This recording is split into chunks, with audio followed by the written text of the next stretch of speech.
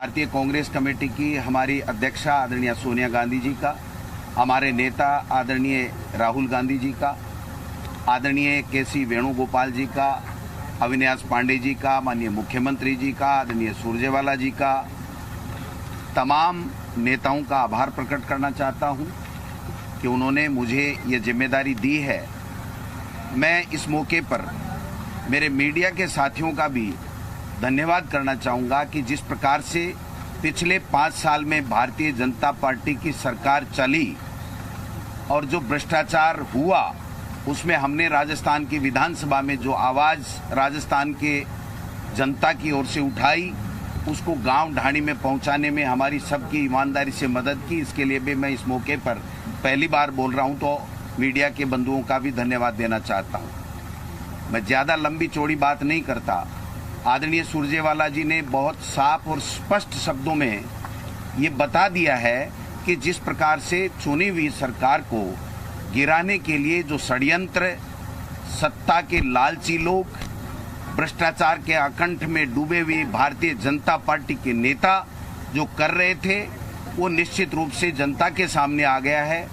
और जो रहा बचा खुचा है वो मैं समझता हूँ जो पुलिस केस है उसके बाद में सामने आ जाएगा। गजेंद्र सिंह जी ने कल एक ट्वीट करके, मैं प्रदेश अध्यक्ष बना तो मुझे ये कहा था कि महाराणा प्रताप की महानता और स्वाभिमान, और हम देश महान मानते हैं, आप परिवार को महान मानते हो। मैं उसके ऊपर अपनी बात कहना चाहता हूँ कि हाँ,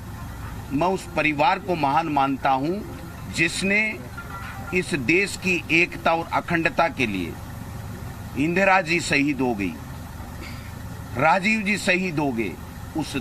परिवार को महान मानता हूं, उस पार्टी को महान मानता हूं जिस कांग्रेस पार्टी ने इस देश को आजाद किया है। लेकिन मैं गजेंद्र सिंह जी से पूछना चाहता हूं कि महाराणा प्रताप ने उनकी महानता, उनका शौर्य, उनकी वीरता, उनका स्वाभिमान के पाठ में कहीं ये बात तो नहीं थी कि वो भ्रष्टाचार के आकंठ में डूब करके इस प्रकार का घिनौना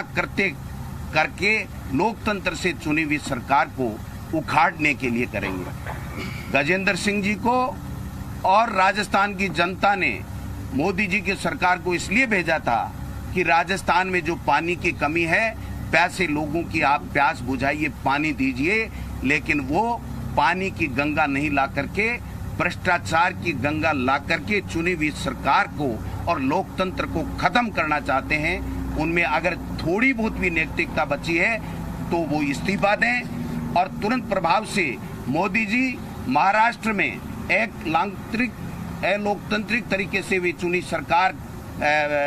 मनोनीत सरकार को 1 मिनट में ट्वीट करते हैं। आज इतने दिन बाद में भी प्रधानमंत्री जी किसी तरह का कोई बयान नहीं दे रहे हैं और कल के बाद में तुरंत प्रभाव से गजेंद्र जी के खिलाफ भारतीय जनता पार्टी अगर नैतिकता की बात करती है, वो स्वाभिमान की बात करती है, वो देश महान की बात करती है, तो उसको तुरंत प्रभाव से उनको बर्खास्त करना चाहिए और पुलिस को उनको कहना चाहिए वो पुलिस में जाकर के अपने बयान दें। तो मैं समझता हूँ सारी बातें स्पष्ट हो गई हैं। राजस्थान में कांग्रेस की सरकार अशोक गहलोत जी के नेतृत्व में है, अशोक गहलोत जी के नेतृत्व में रहेगी। और मैं दावे के साथ कह सकता हूं कि राजस्थान की वो जनता है जो कभी भ्रष्टाचार को